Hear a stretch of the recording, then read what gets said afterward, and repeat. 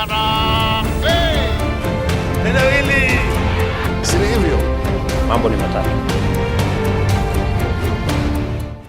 and gentlemen, good morning and welcome back to our channel once again. And it is my hope and prayer that the video is going to find you guys in good health. Personally, I am fine, as you can see. Kisumu is fantastic, and maybe you could also let me know where you are watching the video from, the county or the country, in case you are out of the republic. Ladies and gentlemen, William Ruto and ODM party are in panic mode.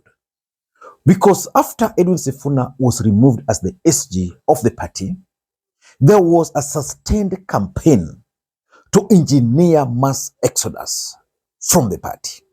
They have created a monster that will come to eat them. And for them to know they have created a monster, Sifuna will be in Kitengela tomorrow on a Linda Mwananchi ground. I want them to look at how it turns out.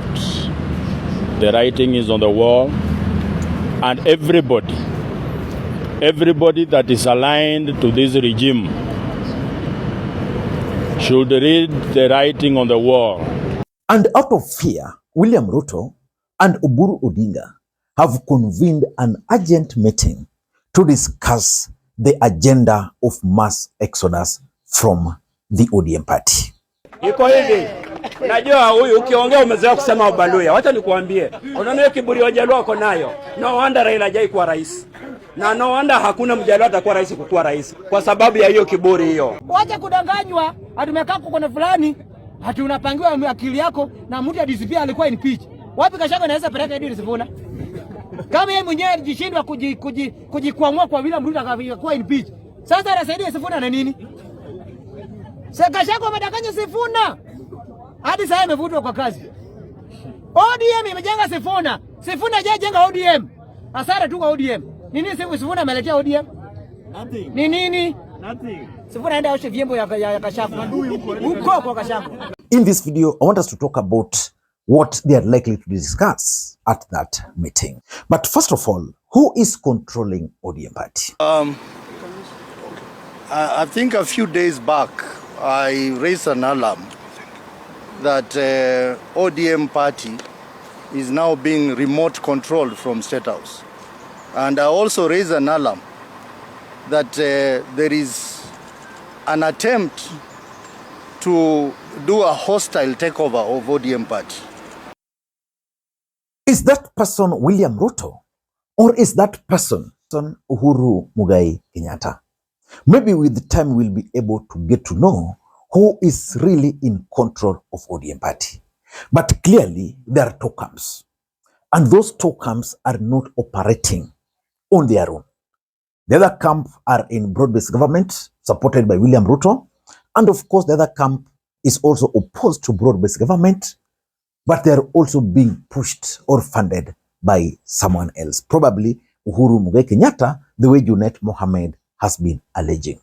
But in this video, I want us to try and figure out what these guys are likely to discuss at that particular meeting. I am surprised that Honorable Buru told us that he needed to consult further.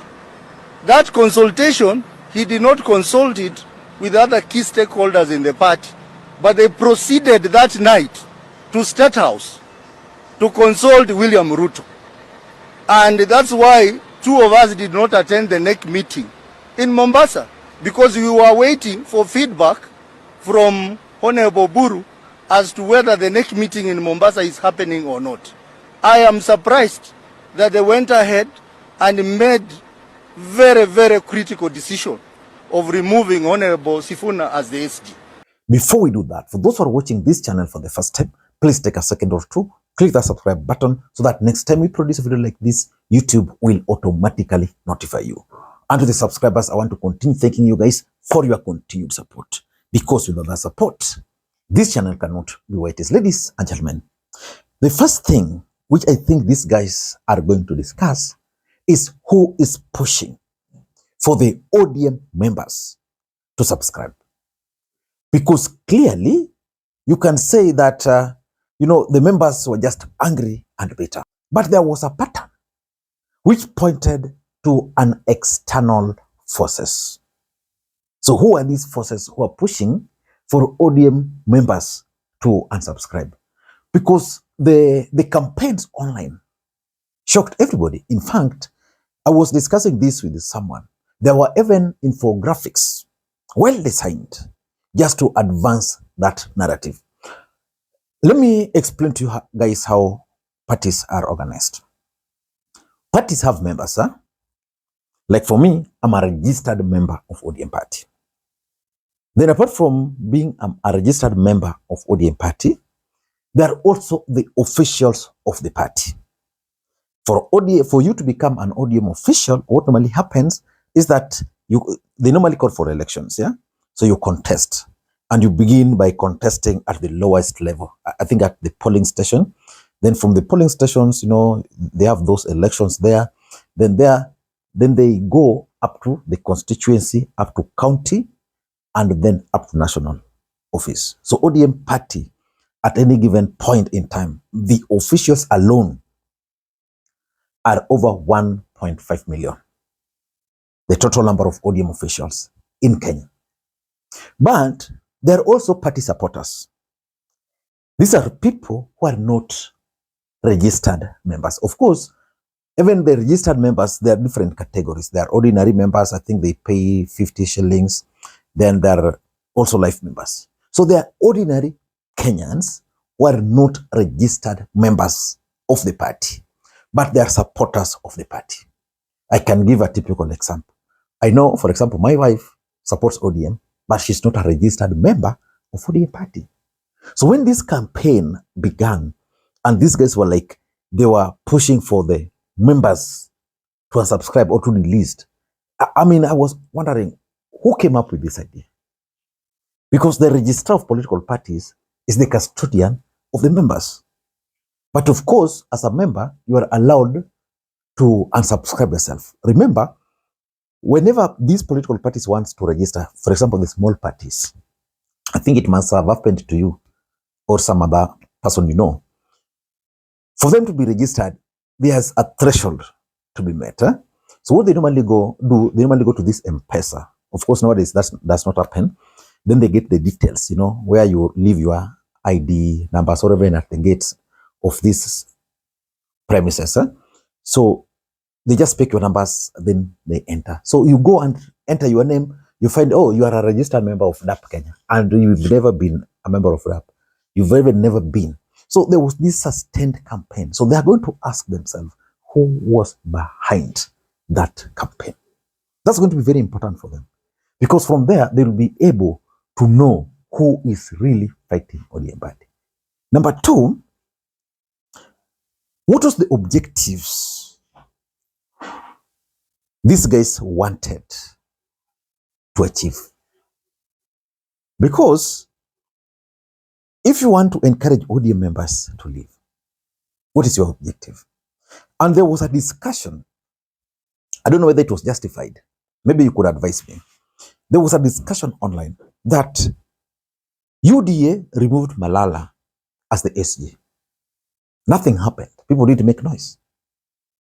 It was the SG of UDA is the biggest party that going by numbers. They have the highest number of members of parliament, MCAs, blah, blah. Malala was removed. There was nothing like a campaign to ask UDA members to leave. Was it last week or 2 weeks ago? Jeremiah Kioni was removed as the SG of Jubilee. Nothing happened. So why was the issue of Edwin Sifuna being amplified? Of course, we know ODM party is a very big political party in the Republic of Kenya. It's a mass movement, and the members and the membership since the death of Raila Odinga are in a very delicate situation. But what was their objective? What objective did these guys want to achieve? So if they will be able to get that, of course, they'll now be able to figure out how to react. But the other question they'll be asking at that meeting, What next for Sifuna? And can they counter it? Because it has reached a point where either Sifuna will be destroyed. If not, then Sifuna is going to destroy them. There's no shortcut. And that's the nature of politics. You have to destroy your enemy. So they're going to figure out what next for Sifuna. The court already gave him a win. The decision to remove him by the courts is no longer there. So Sifuna is still the issue of the party. But what next? What can he do? There's going to be NDC, which Oburu has called. I don't know whether they are going to ensure that NDC does not take place. But these guys are going to figure out what is Sifuna's next move. Because that next move by Sifuna can be lethal against them. And importantly, the status of ODM UDA coalition. You see, for William Ruto to win the presidency, he needs a very strong ODM party.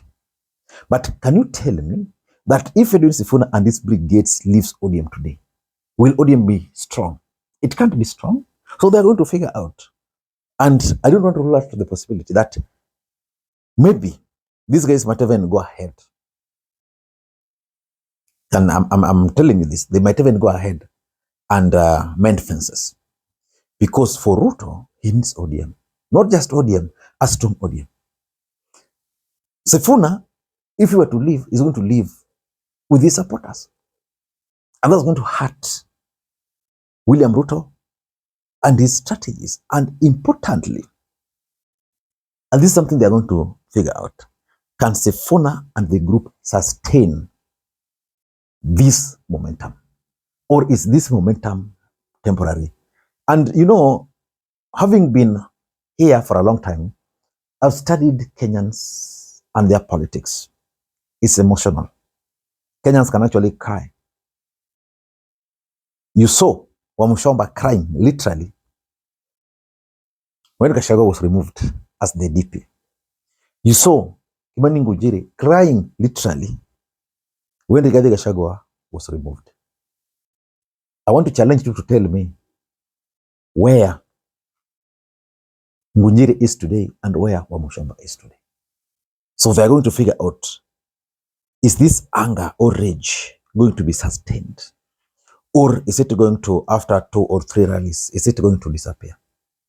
Because strategically, Edwin Sifuna and the group have also organized a rally in Kitengela. They had planned to organize that rally in Vihiga, but I think it was going to portray them as trying to mobilize the lawyers. So Kitengela is a good pick for them. Because in Kitengela, there's a good number of lawyers, there's a good number of Kisis, there is a good number of Luos there, the Kikuyus are there, the Kambas are there. So they can easily prove their point there. But can they sustain it? These guys are going to analyze that. If they can sustain it, I can assure you, they are going to go back to the drawing board. I don't know what you think. Until next time, this is Makwiny. Bye-bye.